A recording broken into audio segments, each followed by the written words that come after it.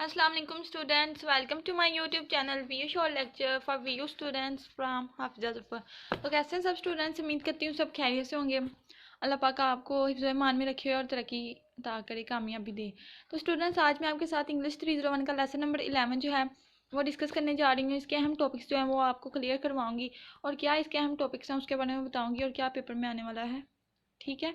तो स्टूडेंट्स, बहुत सारे स्टूडेंट्स कहते हैं कि मैम आपके जो लेक्चर्स की वीडियो है वो हमें मिलती नहीं है। वो इस वजह से नहीं स्टूडेंट्स आपको मिलती कि आपने मेरा चैनल सब्सक्राइब नहीं किया होता और साथ में जो बेल आइकन का ऑप्शन होता है वो ऑल पे क्लिक नहीं करते हैं आप। इस वजह से आपको जो है लेक्चर शो नहीं होते।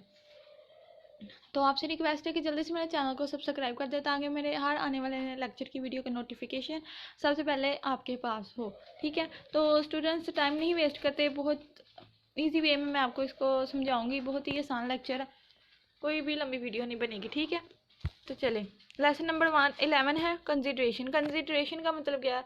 अगर कंसीडर तक अगर फोकस किया जाए तो इसका मतलब होता है गौर करना। तो कंसिडरेशन मीन भी गौर करना ही होता है, किसी चीज़ पर गौर करना। तो आउटलाइन क्या है? फर्स्ट आउटलाइन है कंसिडरेशन। कंसिडरेशन यानी गौर करना। उसके बाद है कंसिडरेशन के आगे से उन्होंने 3 टाइप्स बना दिए, मतलब 3 पॉइंट्स बना दिए हैं। पहला है focus on you instead of I and we, मतलब सिर्फ फोकस आपने करना है यू पर instead of I and we and I को छोड़कर। इंस्टेड होता है वी के बजाय। ठीक है।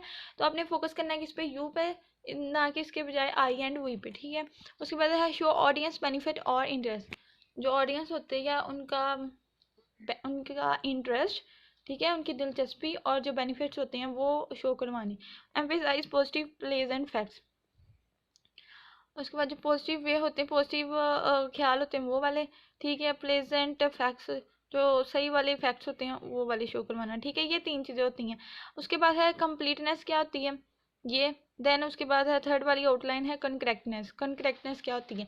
कनकरेक्टनेस में भी स्टूडेंट्स उन्होंने 2 आगे से उसकी पॉइंट्स बना दिए हैं। पहला इसमें क्या क्या यूज़ किया जाता है? Use specific facts and figure, मतलब जो खास फैक्ट्स होते हैं, खास फिगर्स होती हैं। हम फिगर्स का पता है ना आपको, वो जो हम डायग्राम वगैरह बनाते हैं, फिगर ड्रॉ करते हैं इन एनी थ्रू। अगर कोई मैथ में भी देखा जाए तो फिगर ड्रॉ करते हैं, या अगर जोलॉजी में भी देखा जाए तो कोई किसी चीज़ की डायग्राम बनाते हैं, फिगर बनाते हैं। या फिर इंग्लिश में भी बहुत से टॉपिक हमने पढ़े हैं जिसमें फिगर बना के तो ये समझाया होता है सारा टेबल। ठीक है। तो ये होता है कि यूज़ करते हैं हम स्पेसिफिक फैक्ट्स एंड फिगर। ठीक हो गया। Put active verb in the sentences. जो सेंटेंसेस होते हैं वो एक्टिव वॉइस भी होते हैं, पैसिव वॉइस भी होते हैं। यहाँ पे वो कह रहे हैं कि कौन से आपने पुट करने हैं? Put active verb in sentences. Sentences में आपने एक्टिव वर्ब पुट करने हैं। उसके बाद ये आगे से स्टूडेंट एक उन्होंने बताया हुआ है एज अ लेटर फॉर्म में है, डियर मिस्टर नईम, कि मतलब उन्होंने कुछ सेल किया था और वो बहुत ज़्यादा जो कंपनी है उससे प्राउड फील किया उन्होंने। ठीक है। ये इसका कोई भी इसमें से कोई अहम चीज़ नहीं है स्टूडेंट्स, आपके करने वाली है नहीं, ना ही ये पेपर में आएगा। ठीक है। जस्ट उसके बाद आपने जो फोकस करना है इस पे करना है कंसिडरेशन पे, अपनी फर्स्ट ऑर्डर लाइन पे। इसका मतलब क्या, इसकी डेफिनेशन क्या आपसे पूछी जा सकती है? What is consideration? तो consideration mean writing every letter keeping your reader in mind. देखिए, कंसिडरेशन का मतलब होता है कंसिडर करना, गौर करना किसी चीज़ पर। तो इसका मतलब क्या हुआ? राइटिंग एवरी लेटर, कोई भी आपने अगर लेटर लिखना है, keeping your reader in mind, तो आपने अपने रीडर को अपने माइंड में रखना है। ठीक है। कि अगर मैं इस तरह का लेटर को लिखूंगा तो मेरा जो रीडर है उसको ये चीज़ पसंद आएगी, या किस लिहाज से आप लिखेंगे कि वो इम्प्रेस्ड होगा। ठीक है। ठीक है। इट आल्सो मीन्स, इसका और भी क्या मतलब है? एक्टिंग ऑन द यू, मतलब इसका ये भी मतलब है कि एक्ट करना, अमल करना यू पर, जस्ट एटीट्यूड, आपका एटीट्यूड के लिहाज से। ठीक है। आपने ये अपना लेटर जो है सही करके लिखना है जिससे आपका जो है रीडर इम्प्रेस हो। When we put our self in our reader place we are considerate. समझ आइए आपको? We can understand our reader desire, problem, circumstances and emotion. We can understand our reader desire, हम क्या करते हैं? अपने रीडर की जो डिज़ायर होती है उसको अंडरस्टैंड करते हैं, जिसमें प्रॉब्लम्स, सर्कमस्टांसेस, बहुत से हालात एंड इमोशन, बहुत से जज्बात आ जाते हैं। ठीक है। इन सब के लिहाज से, इन सब को देखते हुए, इनके अकॉर्डिंग जो है, हाँ जी, तो स्टूडेंट्स इन सब के अकॉर्डिंग जो आपने देखते हुए लेटर लिखना है कि आपके रीडर जो है उसको कोई बुरा ना फील हो, फैक्ट ना आपके मैसेज पे पड़े। ठीक है। This thoughtful consideration is exactly you attitude, मतलब इसमें सिर्फ अपने यू खुद पे जो है ज़्यादा कंसिडरेशन रखना है। कि 3 specific way to indicate consideration. हाँ जी, तो स्टूडेंट्स यहाँ तक जो मैं आपको बता दूँ, अगर कंसिडरेशन के बारे में पूछा जाए व्हाट इज़ कंसिडरेशन, तो आपने ये इसकी डेफिनेशन लिख देनी है जहाँ तक मैंने आपको पढ़ाया हुआ है। यहाँ तक सर्कमस्टेंसेस एंड इमोशन, बस यहाँ तक आपने अगर लिखनी है तो यहाँ तक। अगर आप अगली लाइन भी लिखना चाहते हो आपकी मर्ज़ी है, बाकी ये सारा ही इसकी डेफिनेशन में आ रहा है। ठीक है स्टूडेंट, तो अब ये भी क्वेश्चन बन सकता है what are the specific way to indicate consideration. ठीक है, कि कंसिडरेशन जो है उसको इंडिकेट करने के लिए कौन से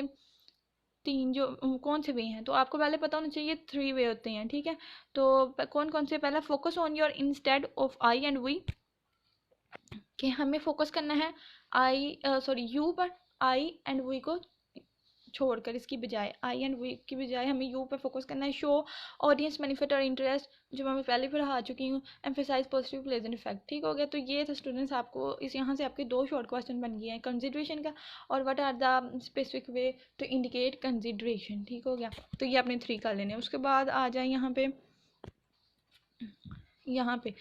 यहाँ पे है शो ऑडियंस बेनिफिट और इंटरेस्ट। तो स्टूडेंट ये जो टॉपिक है इसमें यही बताया गया कि अगर आप अपना जो लेटर है या कोई भी मैसेज आप अपना लिखते हैं, उसमें आपने अगर सही से लिखा है, सही से उसको डिस्क्राइब किया हुआ लेटर को, तो आपको रिस्पॉन्स मिलेगा रीडर से। ठीक है, अगर तो आपने अगर आपको रिस्पॉन्स नहीं मिलता रीडर से, तो समझिए कि आपके लेटर्स में कुछ गलतियाँ थी, कुछ मिस्टेक थी, जिसकी वजह से उसको जो है अच्छा नहीं लगा, इस वजह से उसने आपका जो लेटर है उसका रिस्पॉन्स नहीं किया। जैसे कि देखें, your reader is likely to respond positively, आपका जो रीडर है वो लाइक करेगा, अच्छा समझेगा आपको रिस्पॉन्ड करना पॉजिटिवली वे में। When you show them benefit, जब आप उसको बेनिफिट शो करवाओगे अपने मैसेजेस में, अपने लेटर्स में, उसको अच्छी चीज़ें जो है डिस्क्राइब करवाओगे। ठीक है, even in conveying unfavorable message to your reader, you can plan it in a way the reader finds some benefits in it। ठीक है, तो वही बात आएगी जो मैंने आपको समझाई है। benefit must meet recipient need, address their concern or offer, for example you will be glad to know that we, ये स्टूडेंट इसमें से कुछ भी करने वाला नहीं, बस यही था कि अगर आपने ऑडियंस में बेनिफिट अपना, अगर आपने इंटरेस्ट शो करवाना है तो आपका मैसेज यानी जो भी लेटर आप लिख रहे हैं उसमें आपने सही से उसको लिखना है ताकि आपको रिस्पॉन्स मिले। अगर आप सही नहीं लिखते हैं तो आपको रिस्पॉन्स नहीं मिलता रीडर की तरफ से, तो इसका मतलब आपका लेटर या मैसेज जो है गलत है, रॉन्ग है। तो यही था, आपको इंटरेस्ट शो करवाना होता है ऑडियंस का, और तो कुछ भी नहीं है इसमें, आने वाला कुछ भी नहीं है। ठीक है student, another way to show attitude for your reader is to present fact in a positive and pleasant way, for example negative unpleasant and positive pleasant। ठीक हो गया, अब ये नेगेटिव अनप्लेजेंट और पॉजिटिव प्लेजेंट क्या होता है। It is impossible to open an account for you today.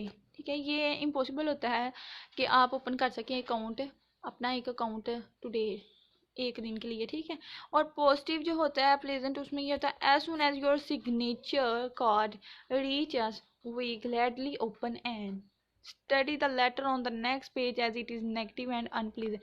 देखें, अब जो फर्स्ट वाला था नेगेटिव में था, वो कह रहे थे कि आप फॉर यू टुडे, मतलब एक दिन के लिए, यू पर उन्होंने फोकस किया ना।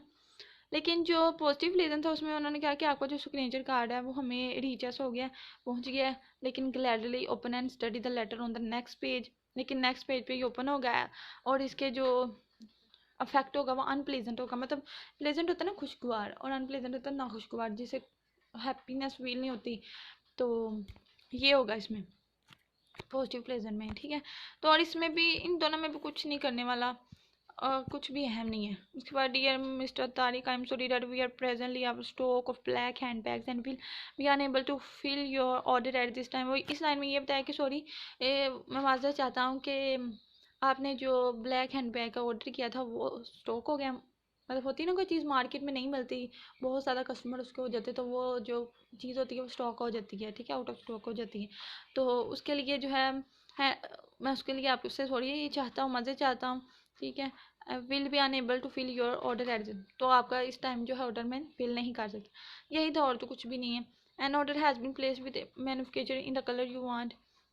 बहुत ईजी स्टूडेंट्स आपने पढ़ लेना, इसमें कुछ भी ज़रूरी नहीं है, कुछ भी अहम नहीं है।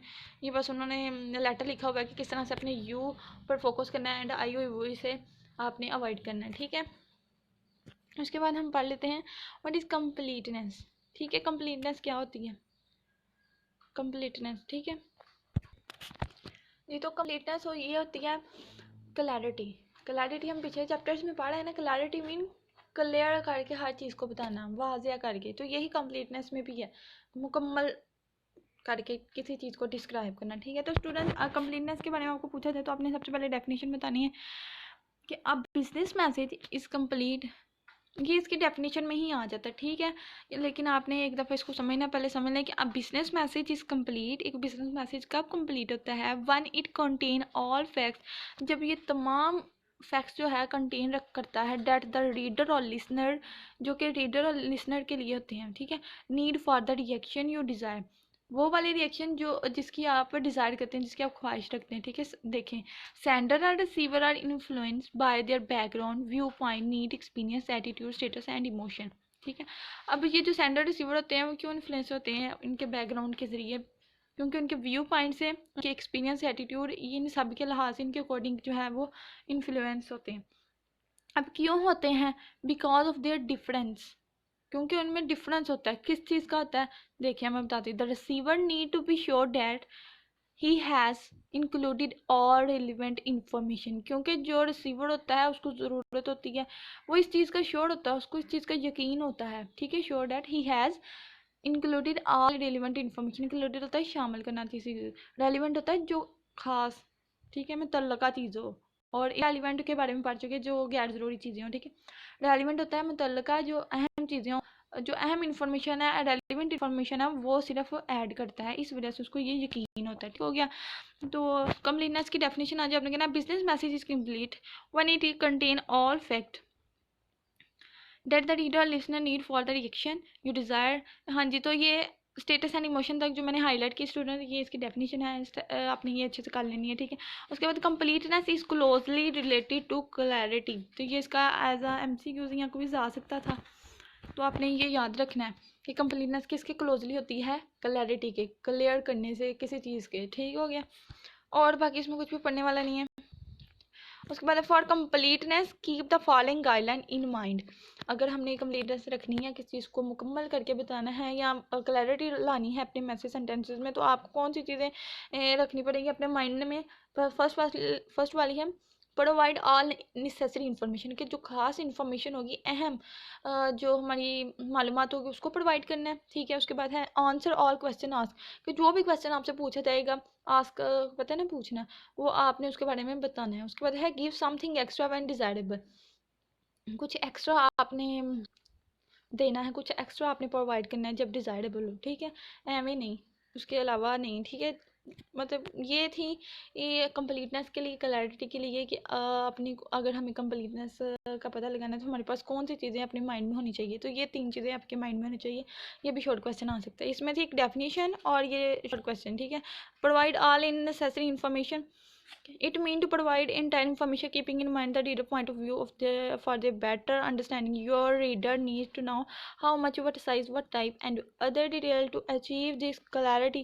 Your message should answer the 5 and 1 inch, ठीक हो गया। तो इसमें जो है स्टूडेंट वो कह रहे हैं कि अगर आपने ये नेसेसरी इन्फॉर्मेशन प्रोवाइड करनी है ना, तो आपने जो अपने सेंटेंसेस होने हैं, अपना जो टॉपिक होना है उसको शॉर्ट करके कंसाइज फॉर्म में बताना है, ठीक है। और यही होगी नेसेसरी इन्फॉर्मेशन, और कुछ भी नहीं इसमें ज़रूरी। Answer all question, replying to an inquiry और request, answer all question asked and even anticipate the reader reaction by providing other relevant information. वही कह रहे हैं कि जो आपसे क्वेश्चन पूछा जाएगा, आपने सिर्फ उसके बारे में बताना है, ये नहीं कि आप एक्स्ट्रा बताते जा रहे हैं। जैसा कि मैंने पीछे लेक्चर्स में भी बताया था आपको कि अगर आपसे पूछा जाए कि आप किस यूनिवर्सिटी में पढ़ते हो, तो आपने कहना विच यूनिवर्सिटी। अगर आपसे पूछा जाए कि आप किस सेमेस्टर के हो, किस प्रोग्राम के हो, ठीक है, फिर आपने बताना है कि मैं BA ज़ूलॉजी कर रही हूँ, आपका ये मेरा ये सेमेस्टर, ठीक है।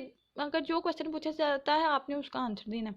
इसके अलावा आप अगर क्वेश्चन देंगे, जो रीडर होगा वो जो है वो इसमें रेलिवेंट इन्फॉर्मेशन नहीं आ जाएगी, ठीक है। जो रेलिवेंट इन्फॉर्मेशन है, ख़ास इन्फॉर्मेशन है जो पूछी जाएगी, सिर्फ आपने उसको वही बताना है। उसके बाद give something extra when desirable, और इसका भी अहम कुछ भी नहीं है, आपने ये पढ़ लें एक दफ़ा, ठीक है। अब हम लास्ट वाली जो है हमारी आउटलाइन वो पढ़ लेते हैं। कनकरेक्टनेस क्या होती है? Concreteness means that a message is specific, defined and vivid.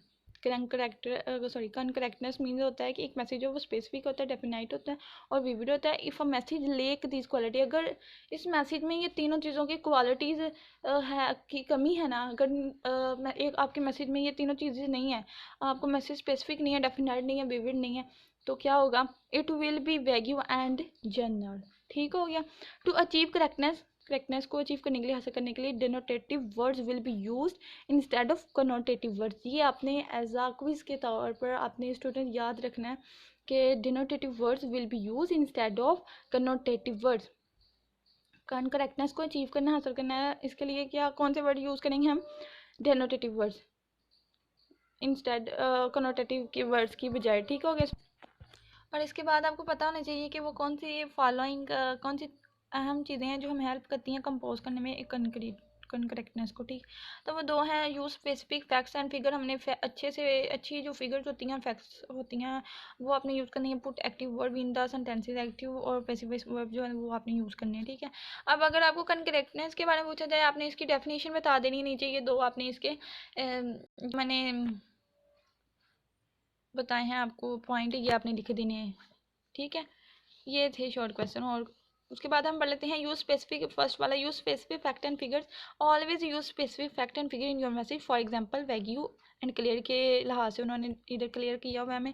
Please send us the following item by the end of this month. The following item should reach us on और बिफोर 21 अगस्त। देखिए जो फर्स्ट वाला था उसमें जिसने उन्होंने कहा कि एंड ऑफ मंथ के एंड पे आपने हमें जो है आइटम जो है अपनी वो सेंड कर देनी है, लेकिन क्लियर करके उन्होंने आगे से बता दिया कि जो आपकी कोई भी आइटम है आपने हमें पहुंचा देनी है अगस्त। अब उन्होंने मंथ का महीना भी बता दिया, साथ डेट भी दे दी है और बताया कि इससे पहले। ठीक है, बिफोर 21 अगस्त। मतलब कोई चीज़ सी एक सेंटेंस था फर्स्ट वाला, उन्होंने नीचे से क्लियर करके बता दिया हुआ है। ठीक हो गया। अब इनको put active verb in the sentences. अब एक्टिव वर्ब में किस तरह से इसको पुट कर सकते हैं, दो तरह के एक्टिव सेंटेंसेस होते हैं, active voice and passive voice, आप पढ़ चुके हैं। Active verb make it writing forceful and more interesting to reader है। Passive voice, passive and active, the proposal was approved. और अगर इसको एक्टिव में करें तो the general manager approved the proposal. ठीक हो गया। उसके बाद है active verb also make sentences specific, personal and concise. ये आपने एमसीक्यूज के लिए याद रखना स्टूडेंट्स। जो एक्टिव वर्ब होते हैं ना, एक्टिव वॉइस सेंटेंसेस होते हैं, वो हम मेक सेंटेंसेस को क्या बनाते हैं, स्पेसिफिक, खास, personal and concise, short. Concise mean short form में। ठीक हो, ये तीन चीज़ें। उसके बाद है specific, the chief executive decide is more exactly. तो स्टूडेंट्स आगे जो है इसमें कुछ भी अहम नहीं है चीज़, मुझे कोई भी इसमें अहम ज़रूरी चीज़ लगी नहीं है। ठीक है, तो आपने क्या करना है कि जो मैंने एक दफ़ा आपको ये रीड नहीं ना करवाया, ये आपने एक दफ़ा खुद पढ़ लेना, और कुछ भी अहम चीज़ नहीं है इसमें, जो था वो मैंने करवा दिया हुआ है। ठीक हो गया। Put action in verb not in action in infinitive. The main function of this machine is to speed up production. Action in the verb the machine speed up. वही ना कि कंसाइज कर दिया उन्होंने। ये जो फर्स्ट वाला सेंटेंस था इतना बड़ा करके उन्होंने लाइन लिखी हुई, इसको कंसाइज कर दिया, शॉर्ट फॉर्म में लिख दिया। ठीक है, अगर एक्टिव वॉइस में करिए बात तो। ठीक है, तो स्टूडेंट्स ये था आज का लेक्चर। आपको मैं अगेन बता देती हूँ इसमें क्या क्या करने वाला है। जो हाईलाइट की हुई चीज़ें वो आपने अच्छे से कर लेनी है, जो जो मैंने डेफिनेशंस बताई हैं वो आपने कर लेनी है बस, और इसमें कुछ भी स्टूडेंट अहम नहीं है, जो अहम था मैंने बता दिया। होप सो कि स्टूडेंट्स आज का लेक्चर भी आपको काफ़ी पसंद आया होगा, आपके लिए काफ़ी हेल्पफुल रहा होगा। तो आपसे रिक्वेस्ट है कि मेरे चैनल को सब्सक्राइब कर दें, और आपके एक सब्सक्राइब करने से मुझे बहुत ज़्यादा हिम्मत मिलती है, बहुत ज़्यादा सपोर्ट मिलता है। ठीक है, तो मिलते हैं नेक्स्ट लेक्चर में, तब तक के लिए अपना बहुत सारा ख्याल रखिएगा। अल्लाह हाफिज़ स्टूडेंट, टेक योर सेल्फ।